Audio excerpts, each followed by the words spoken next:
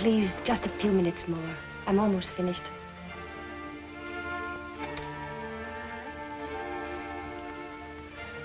Will you please give this letter to the warden?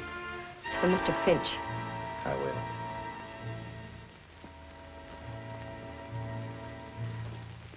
The last mile. The last long walk to the death chamber and eternity. An eye for an eye. A life for a life. It is so written. The state which cannot give life demands a right to take life. Mary Kirk walked those 39 steps unafraid, leaving behind a letter, a document of courage. In 1 hour, I shall be dead, killed by the hand of the man I love. I can hear the preparations for my execution. I can feel the expectant hush through the cold walls. The time element made this case tough. I saw Finch tonight at the grotto about 7, still trying to solve the case, even at that late hour. I don't deserve so much credit. Dr. Bradford's the one you boys should feature. Well, give us a story. That's why we're here. Sorry, Finch. Well, this is the key that unlocked the Mary Kirk murder case. It belongs in here until it becomes Exhibit A. Something to remind me that you're never licked until you give up. I remember that case, Finch. A pistol packing mama. Was she tough? That ace of spades was the killer's calling card in the Macomber murder. Boy, was she torrid. I thought you were falling for her, Finch. How about the little blonde who met you in the grotto tonight? Susie, you're a wolf in criminologist clothing. Mm-hmm. I'm supposed to be a psychologist. Well, boys, here's the story. Starting at the beginning. Some of you may not know that part. Well, none of us knew you were in on it until after the trial. I'll begin with the night I met Dr. Bradford. I dropped into the grotto for a drink.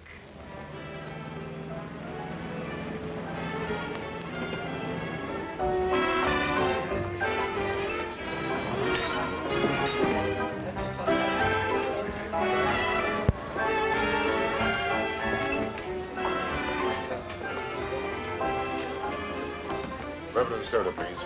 No ice. So after all that, what could I do? I just had to accept the mink coat.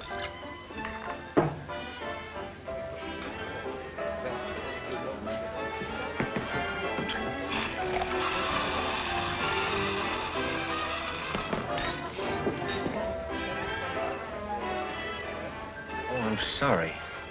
That's all right. Hang one with me. You know about the bird trying to fly with one wing? Bradford's the name. Dr. Dwight Bradford. When I had friends, they called me Brad. My name is Finch. Waiter. Waiter. 2 more of the same. Bob, we've had enough. I want a drink. Put that thing down and get me a drink.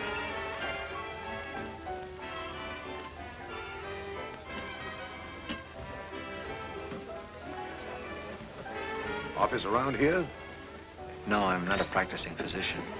I'm doing some research. You're lucky. Doing something you like. Aren't you? Charles Finch, the criminologist. I've seen your picture in papers. I keep insisting that I'm a psychologist. And I say I'm a scientist, but I haven't proved it yet. That's not all. I've got another job. Have to. Scientists rarely make a living. But I don't talk about it.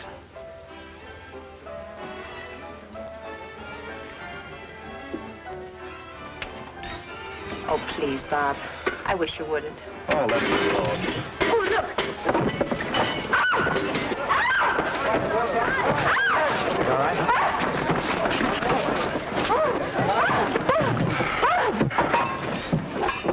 Got it? Okay. Are you all right? Yes. Yes, I'm all right. Oh. Thanks very much. The 2-man fire department, you do all right. As a one-woman fire, you were pretty good yourself. I'll fix that for you. There we are. Sorry to do this to your coat, Mr. Finch. Oh, that's unnecessary. Guess you'll have to come along. That's all right. You better go back and finish your drink. Here. Excuse me. Good night. The fire department's taking me home. Oh.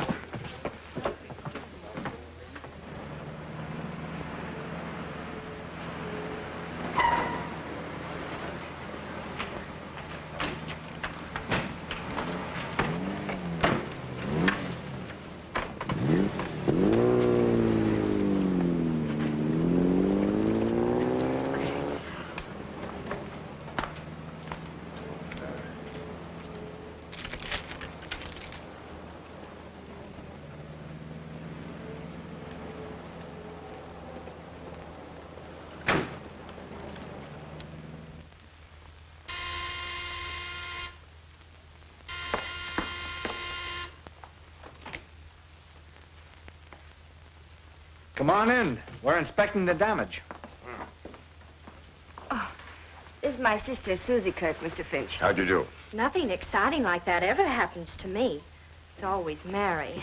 Don't bother, Doctor. It's completely ruined. Susie, didn't you come in just before we did? Oh, why, no. I've been home all evening. I knew Susie was lying, but thought no more about it. In fact, the incident had been almost forgotten. When one night, I received a call from Dr. Bradford. He wanted me to meet him in his laboratory, saying there was a special reason for requesting it.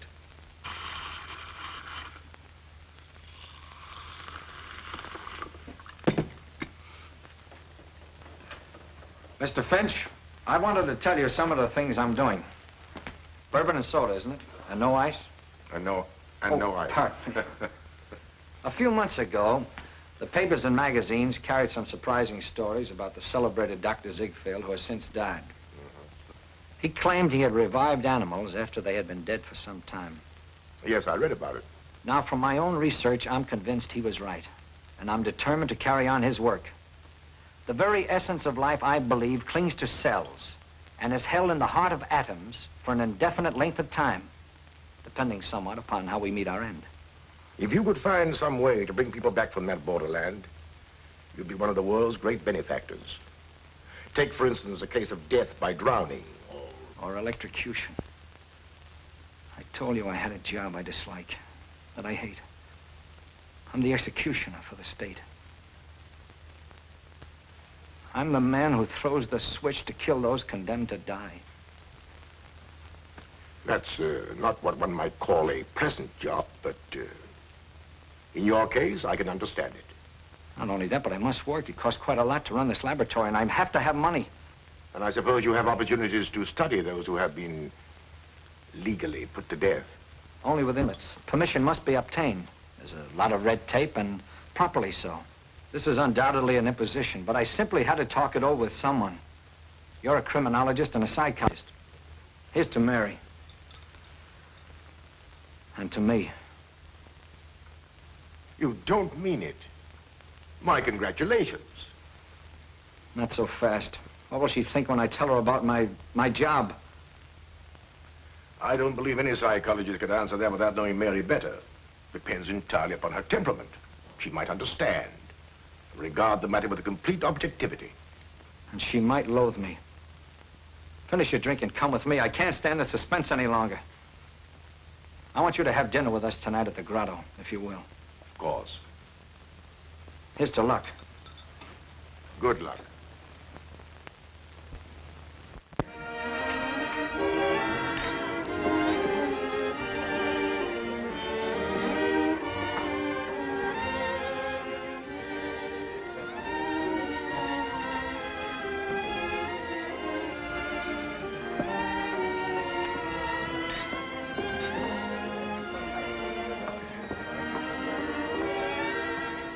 Sorry to be late.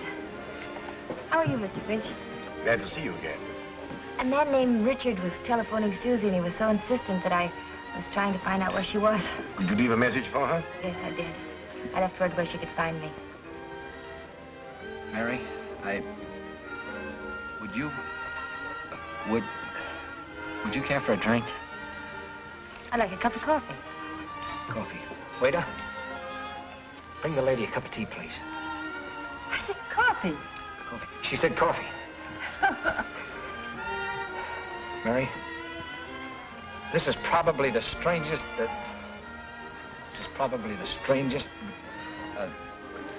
Proposal? Yes, that's it. Proposal? What kind of proposal? Why, a proposal. Yeah.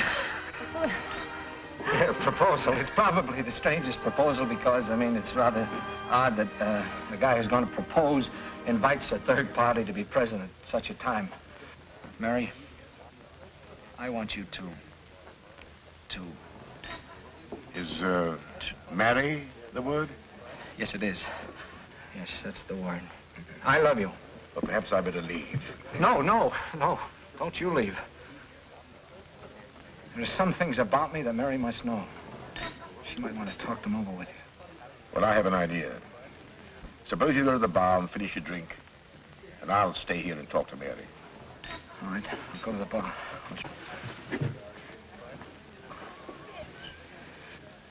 Give me a high rye ball. But a lot of high rye balls. How about a German with ginger ale? German, then. Yeah. German. If you could look upon Dr. Bradford merely as an instrument of the law. Oh, but surely he could get another job. If he loves me. He does love you. And we might get him another job, as you suggest. In fact, I already have an idea that might work out.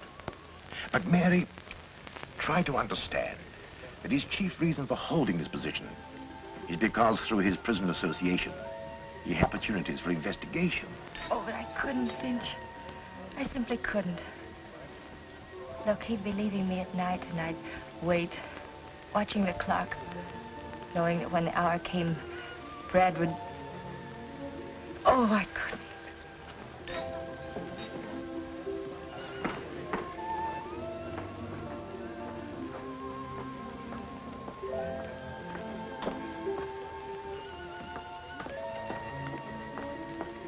I've got to speak to you for just a moment. Excuse me. What happened? I'll be right back. Did you tell her? Yes. What did she say? You could if you wanted to. You just won't help. Susie, I can't. Why don't you tell me who's in trouble? He's a friend of mine, and I feel I'm responsible. The one who was calling this evening? I don't know who you're talking about. Susie, I'm sorry. I haven't the money to... You would if it wasn't for... If it wasn't for what? Nothing.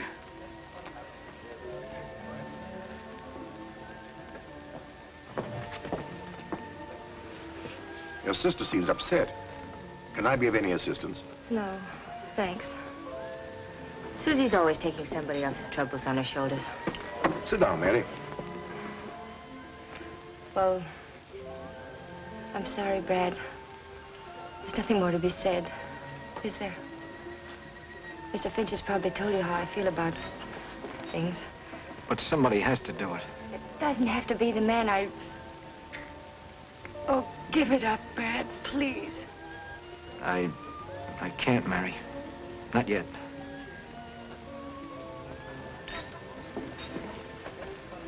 Take me home, Brad.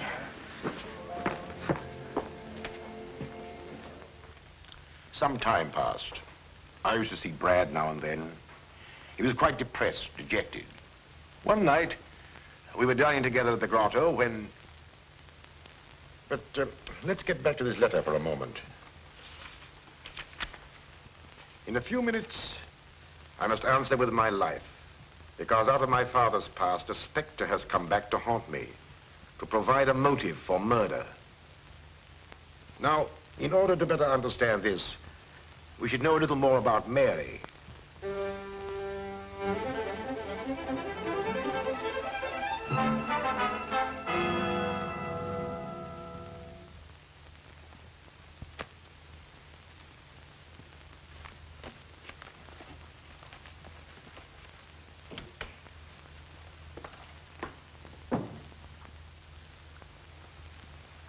Yes, all right. Oh, Miss Kirk? Mr. Gregory, I've got to find some filing space. And these papers are very old. Can't we destroy them or store them someplace?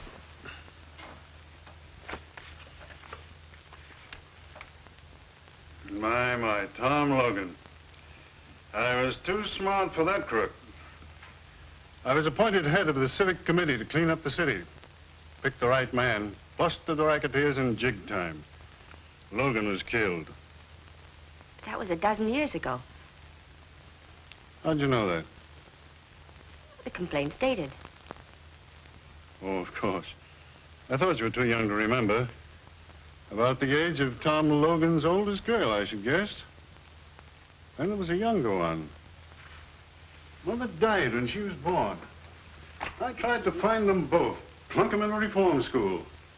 But some relative of the mother's took her out of the state. Two little crooks, I suppose. Couldn't be anything else. Blood will tell. I pride myself on the fact that everyone working for me in my bank comes from the right people. I've personally examined their backgrounds and know they can all be trusted. What about me? You're the one exception. However, Frank Ross, my oldest friend, recommended you. His word's good enough for me. You've been with me for 5 years, and you wouldn't be in this confidential position if you hadn't shown the right stuff. Thank you, Mr. Gregory. What about the papers? You can get rid of them.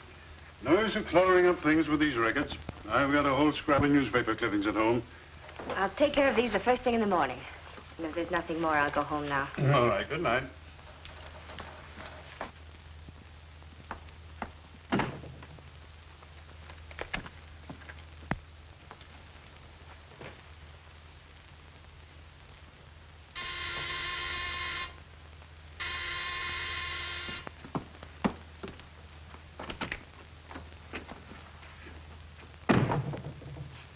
I told you never to come here again.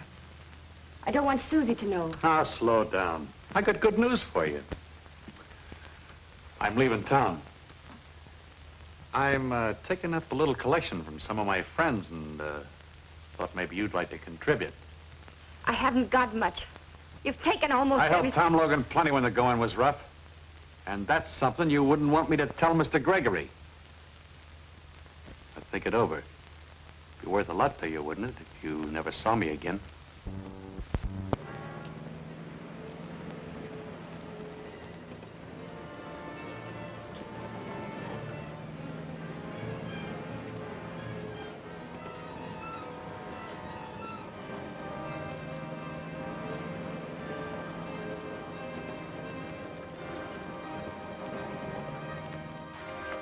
That money I've saved is for Susie. Her education. She's going to college this fall. Susie can go to work. I've got to have 500 more, and then I'll never come back. You can tell Mr. Gregory if you want. Everything!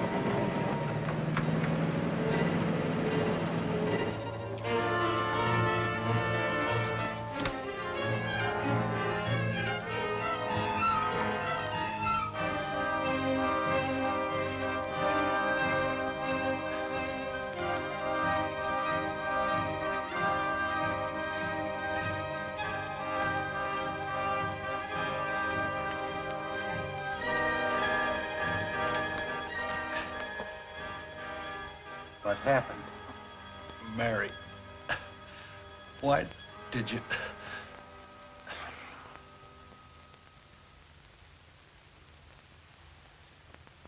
He says somebody named Mary done it.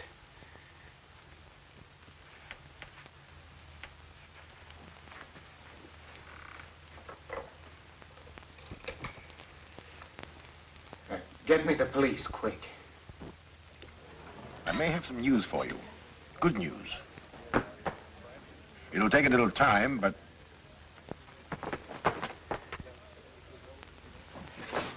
Mary, what's happened? Oh, I was hoping I could find you here.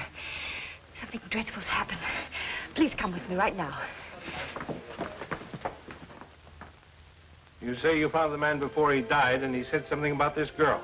He said, Mary, why did you? Who was the man? Who was he, Mary? You better tell us. The police can find out.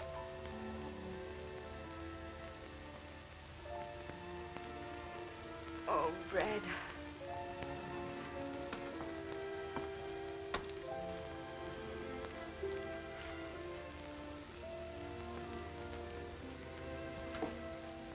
Who are you?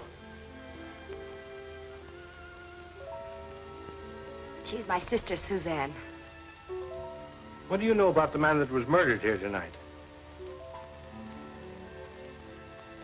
Was it that blackmailer?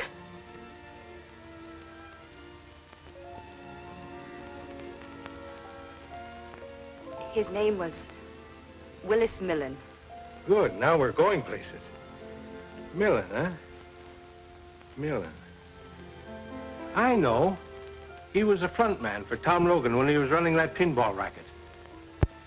So he was blackmailing you, was he? Yes. And you stood it as long as you could, but tonight you rebelled and you hit him over the head with that statue. I didn't kill him. I wasn't even in the room. Brad, you believe me, don't you? Of course I do. We'll get your fingerprints off that statue. You'd rather expect to find her fingerprints on it, wouldn't you? This is her home. You know, every so often we bump into you, Charlie Finch. You've probably forgotten that I have a couple of witnesses who saw her hit him over the head.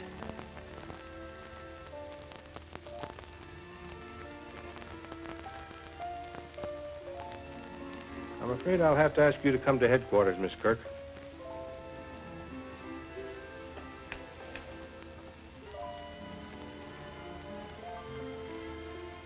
Have you found any other clues?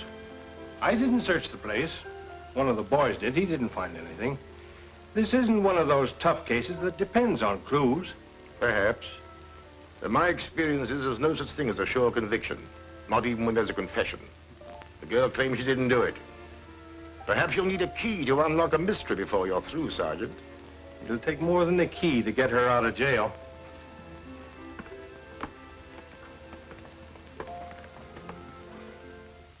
I had a key, all right, but a key without a door to unlock. It wasn't difficult to find out where Millen lived, but the key didn't fit his lock. Then I questioned Susie regarding her boyfriends, and she was reticent. She was more than that, she was cagey. Sometimes I thought she didn't care what happened to Mary. Then, one day, I discovered a thumbprint on the key, which matched exactly with one I had found on the statue. There were plenty of Mary's prints there, so they disregarded the only important one. Mr. Gregory, of course, will always believe that I'm guilty. He will probably witness my execution with a smile. Well, he won't have long to wait. They will come for me soon now. I went to see Gregory. Your interest in this case, Mr. Finch, is, in my opinion, entirely unwarranted. The shame and humiliation this has brought upon me is almost unbearable. I can't hold my head up again. I can understand your emotion, Mr. Gregory, but it's the girl who's going on trial for her life. Tom Logan's daughter. That's the bitter pill I have to swallow. If you could in some way help me to clear her, you'll be helping your own case at the same time. Feel? Well, being human, I feel very sorry for Mary Kirk. Much more to be said. I don't blame those people at the trial. It was all against me. I lived a nightmare of days.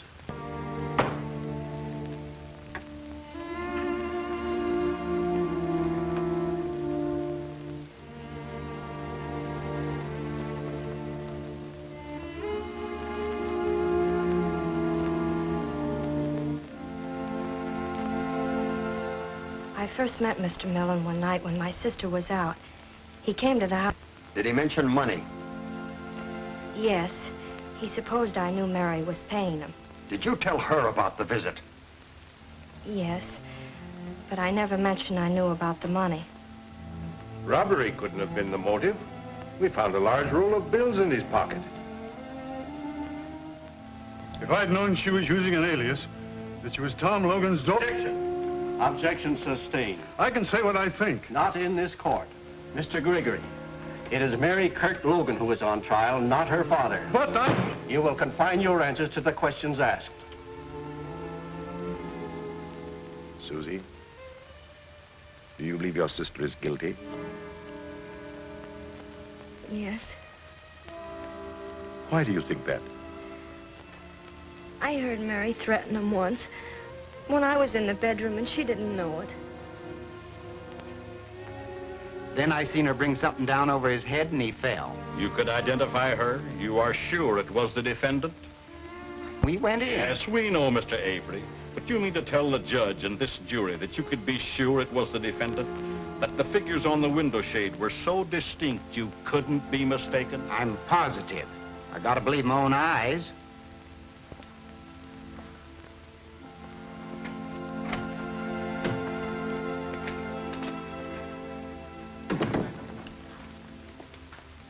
There's only one thing to do. Put Mary on the stand. Perhaps her sincerity will convince some of them. When I came out of the bedroom, I saw no one. He was lying there. I wanted to get help.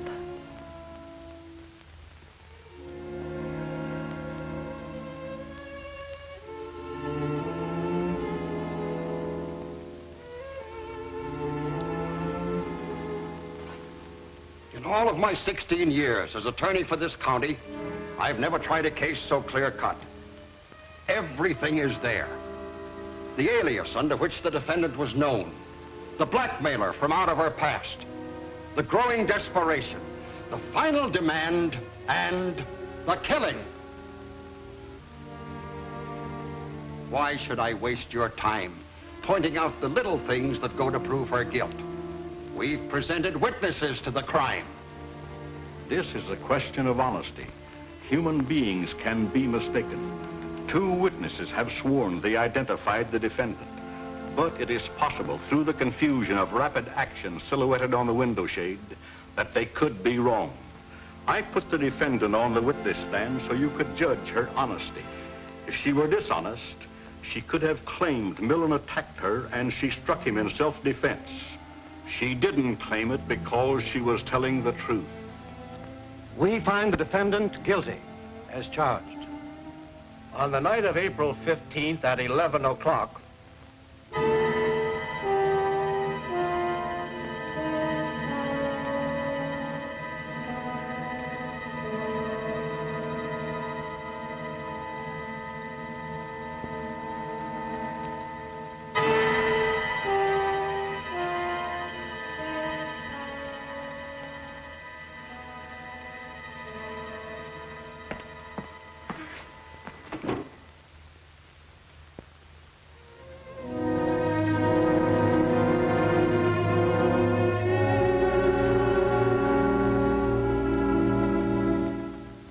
I don't suppose up to that moment that the thought occurred to either Mary or Brad that the fates were so conspired as to make him the executioner of the girl he loved. Yet fantastic, inhuman, call it what you will. Each read the thought in the other's eyes. Bradford could have refused. That is true. However, he didn't. Perhaps he hoped to bring her back to life after she'd been declared legally dead. Up to this point, there was nothing unusual as murder cases go. But a strange psychological change was taking place, as you will see. Except for Brad and me, I don't suppose there was a single person who believed her innocent. Neither did the boys who've been covering murders for years. Now, if you'd been in my place and believed her innocent, what would you have done? Gone after Susie. That's exactly what I did. Susie was an interesting psychological study. Although emotionally unstable, she was not vicious. Now, mind you, when I say Susie lied, she did. But she was convinced that Mary was guilty. Why shouldn't she protect her boyfriends? They were innocent. However, there was one who wasn't innocent. But someone Susie, by no stretch of the imagination, could connect with the crime. And like many adolescents, her defense mechanism made her evasive. I know you're anxious to help your sister. Of course, but how can I help her? Someone might have killed Millen while she was in the bedroom. I suppose they could. But Mary said she didn't see or hear anyone. Someone who got in the back door, through the kitchen. One of your boyfriends, perhaps. Mr. Finch. If you'll forget your indignation, perhaps I can save your sister from the electric chair. What do you want to know?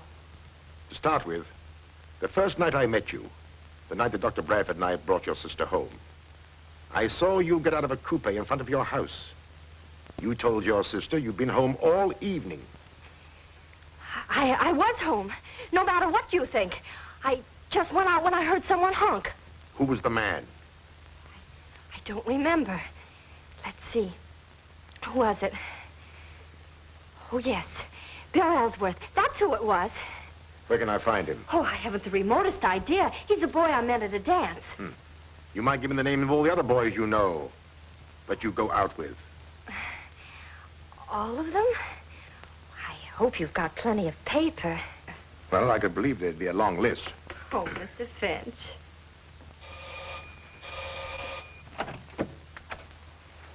Good morning. Does Bill Ellsworth live here? He does when he's home, but he's been in South America for over a year. I thought so. Excuse me.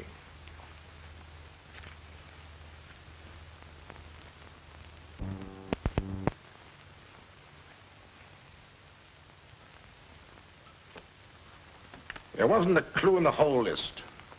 A lot of youngsters, most of them, many of them like Ellsworth, not even in the country. And I had caught Susie in another lie. Well, what about Millen's friends? Millen was always a cheap grafter, a coward. I tried through his friends to get a clue, but even the underworld despised him. Well, he was no friend of Tom Logan's. And while we're on this subject, Gregory was out to make a name for himself.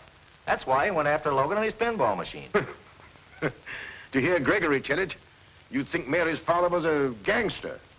He was running a legitimate business. To the city council banned the games. That was my chief reason for investigating Millen's friends. I hoped I might be able to hang something on Gregory. Well, as you know, there was an appeal. Motion for a new trial was denied. But anything to gain time. However, we lost. And once more, I went to see Mary.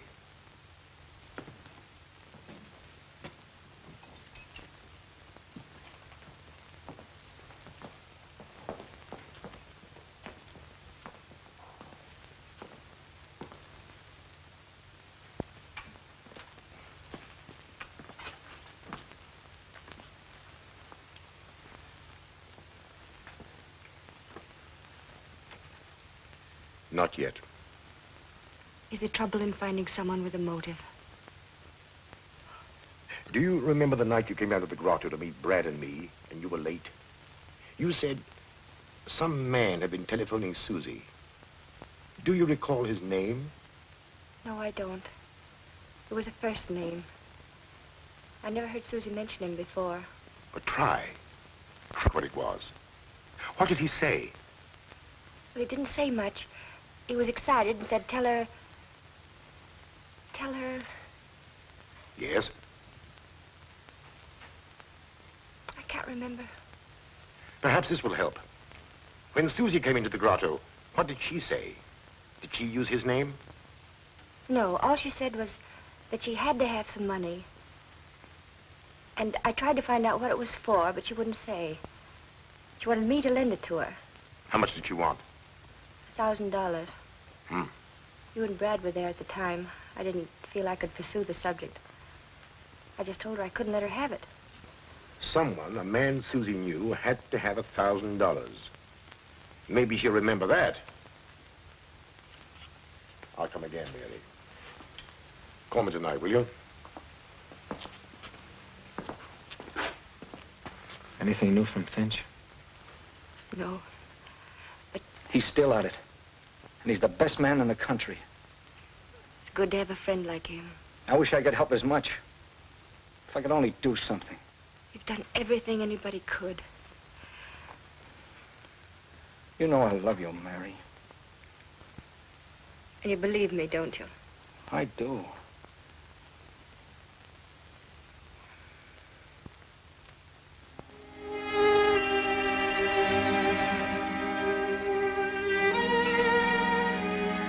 The matron has come for me now, and I must close this. But I want to tell you something it will be difficult for you to believe. Incredible as it may seem, as the hour of our execution approached, Mary became resigned to the fact that Brad was the executioner for the state. To quote her, "I wanted to be Brad. I know now how the women of our western plains must have felt when facing death at the hands of savages." By a process of reasoning, she became to regard Brad, the executioner, as but one small cog in the machinery of the law by which he was doomed to die. The jurors that voted for conviction and the judge who passed sentence were far more responsible, in her opinion. Well, she's right. But who'd expect a woman to be that logical? That brings us to tonight. At the grotto. And Susie. The usual. No ice. Yeah, just the man I want to see. Any last-minute developments in the Mary Kirk case? Nothing. 7 o'clock. Guess the execution will come off on schedule. At 11. You asked me to meet you here? Oh, yes. And you're right on time. Come on. Let's find a booth. Finch is still trying. I talked to that little dame, and she doesn't know anything. And I mean anything. And coffee. Susie, I don't believe you are consciously sending your sister to the electric chair, but I am positive that you hold the key to the murder.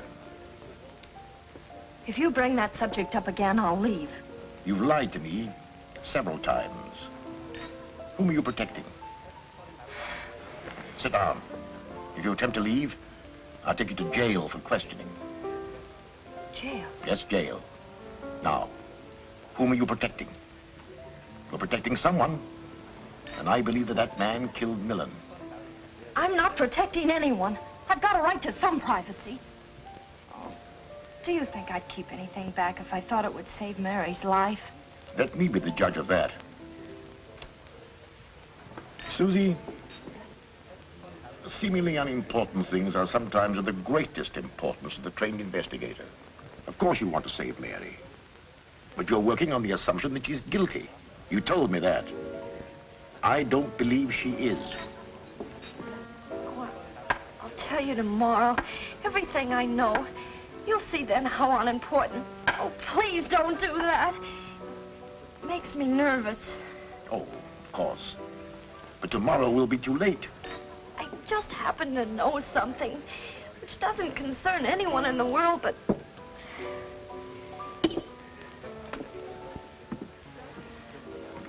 But whom? Oh, it's someone you wouldn't know. It has nothing to do with me or you or Mary or anyone else. You better put that car key back in your pocket before you forget it. How do you know it's a car key? It would just as well be a house key. Oh, I don't know. I just supposed.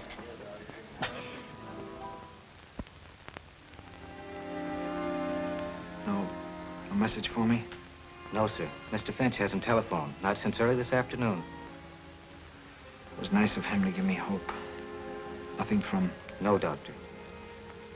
She didn't ask for someone else to take my place? No, sir.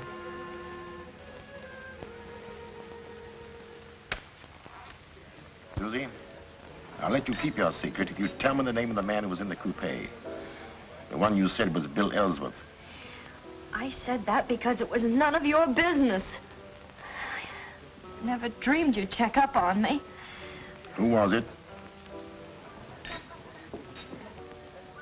That key belongs to the man who was in the coupe. I'm sure of it. What's his name?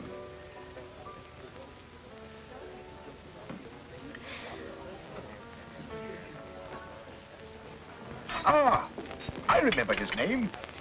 You tried to borrow money from your sister for him. His name is Richard. Oh. You wouldn't tell me because you were afraid he might involve you in some personal scandal. He was very close to you, wasn't he? Am I right? No. No. But I promise to keep you out of it, Susie. Look at it my way. Richard had a key to the back door. How did you know that? I didn't.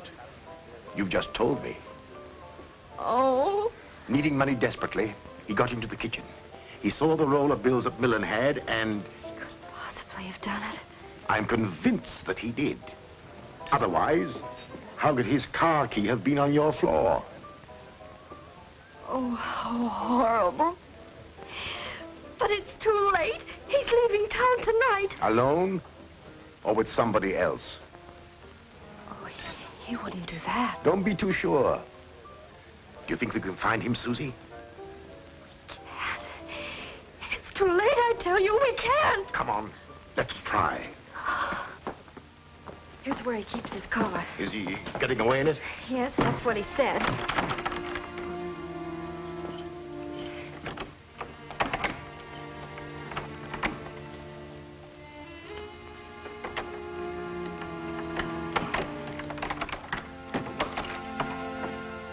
That's his car. Good. We're in time. Where does he live? Around the corner. Ah.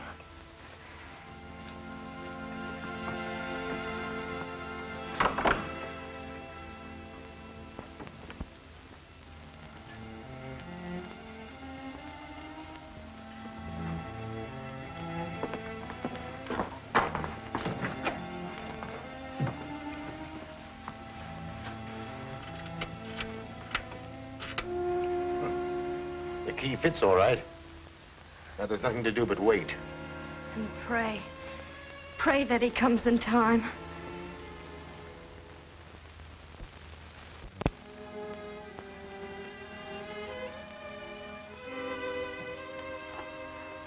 What time is it?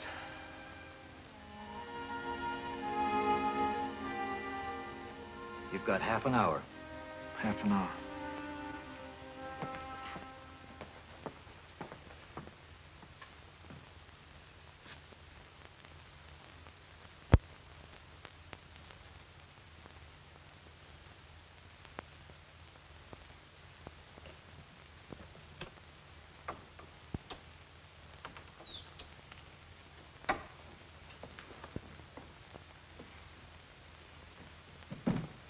Richard.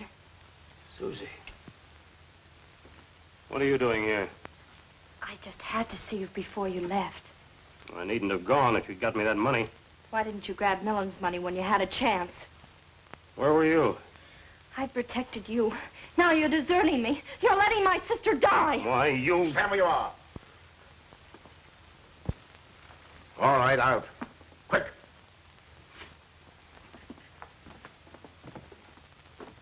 Snell's proved to be a coward at heart. He wasn't hard to handle. He was stalling as much as I suspected. He worked at Gregory's bank and wanted to be a big shot. So he stole some money and tried to cover it up. Then he stole some more to make his first theft good, and so on. Susie was flattered by his attentions and tried to get some money for Mary for him. Heaven knows what reason. What really happened was...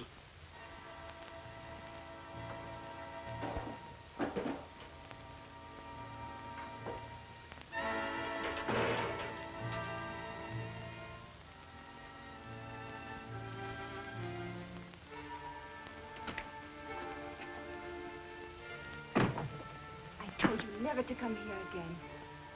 I don't want Susie to know. Now, slow down. I got good news for you. I'm leaving town. I'm taking up a little collection from some of my friends and thought maybe you'd like to contribute. You've taken I almost helped Tom Logan plenty when the going was tough. And that's something you wouldn't want me to tell Mr. Gregory. That money I've saved is for Susie. Her education. She's going to college this fall. Susie can go to work. I've got to have 500 more, and then I'll never come back. You can tell Mr. Gregory if you want to. Everything!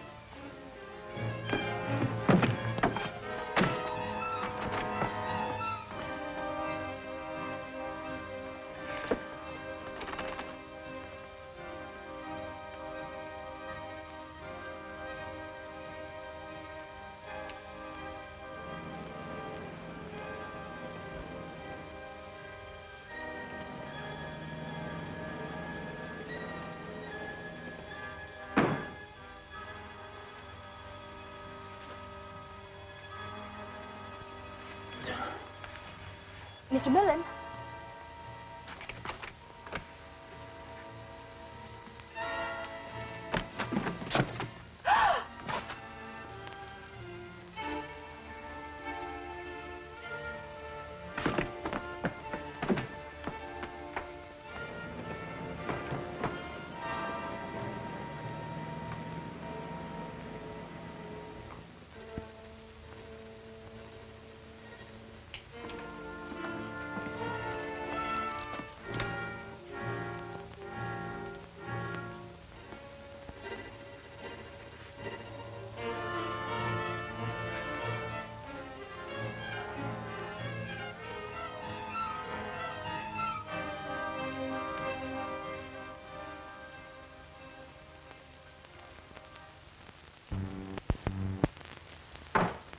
Until Gregory hears this.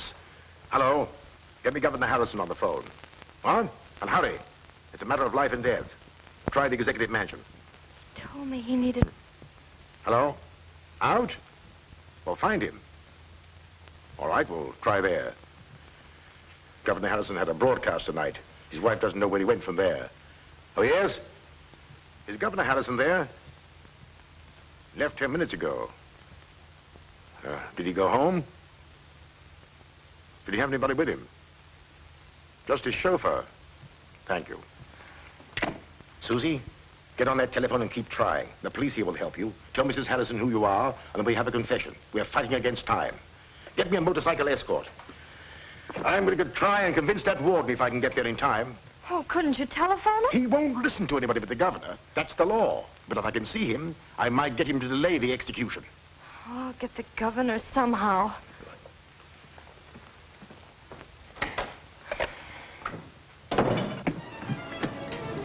State prison.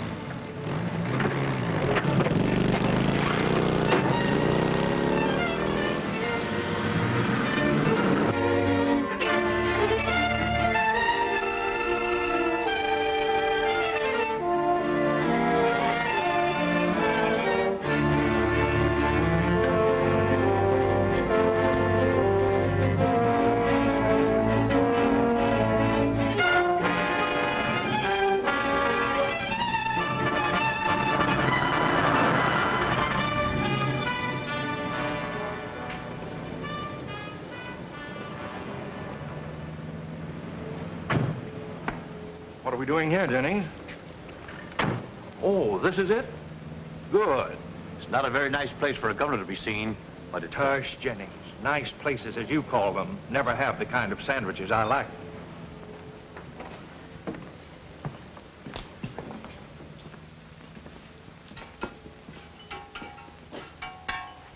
What can I do for you fellas? Oh, excuse me.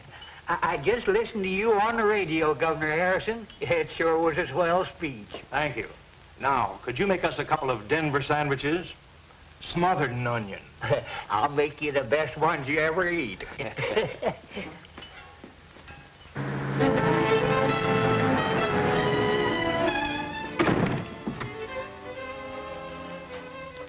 About time, Dr. Bradford. Yes, I know. Of course you know how I feel. How we all feel about it. Thank you.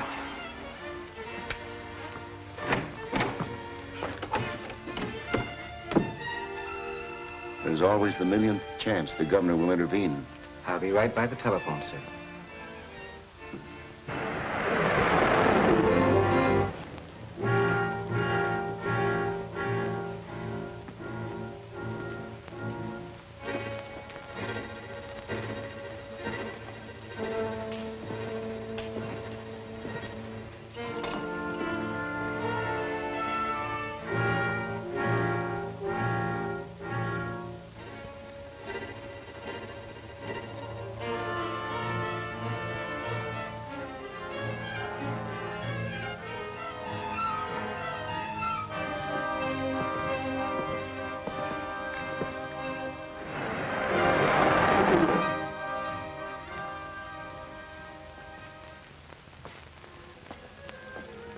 Late.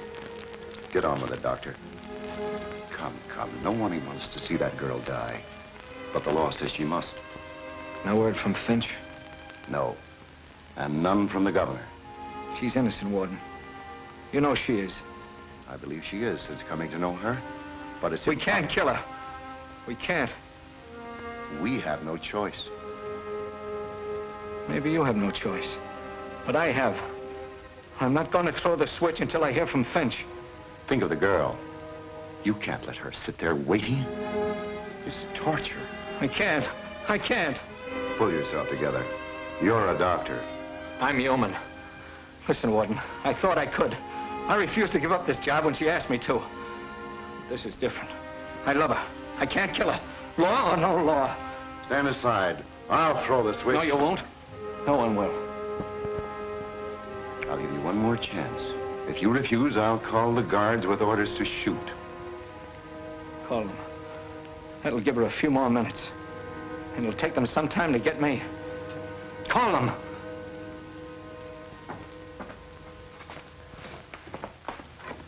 Listen to me and you'll have the scoop of the year. We've got Snell's confession. My sister's innocent. Help me. Please. I'll give you one last chance. Come on.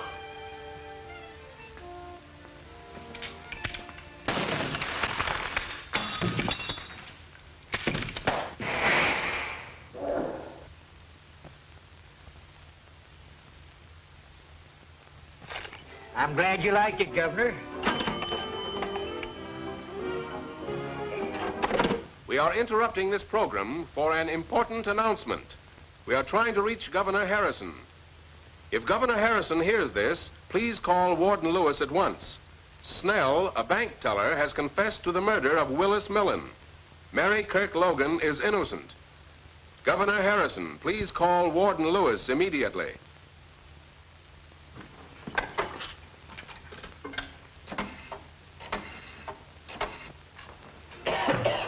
Just keep him here until I come out. Yes? Yes, sir. It's the governor. Stop, Warden! The governor has stayed the execution. A bank fellow by the name of Snell has confessed. The governor hasn't all the facts, but is satisfied it's so. Thank heaven Dr. Bradford saved her. Is the governor on the wire? Yes. Release her. Pull yourself together, Brad. And bring Mary to me as soon as you have her released. The warden gave me this when I was leaving. That letter'd be worth a nice piece of change to my paper. Sorry, Max. It doesn't belong to me.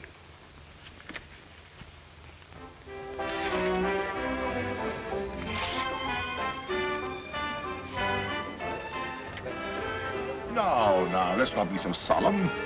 It's a rare thing for the ghost elect to be able to destroy her last will and testament. Which reminds me, this letter is your appointment to the staff of the Chicago Research Foundation and Professor Michelson. Thanks for everything. Well, here's to the new job, a lovely wife. My dear friend. I prefer my toast this way. Waiter! Waiter! Put that thing down and get me a drink. Please, Bob, you've had enough. I want a drink. Darling, I think we'd better leave. This is where we came in. You coming? No, I think I'll stay. I still have my overcoat, and you never can tell.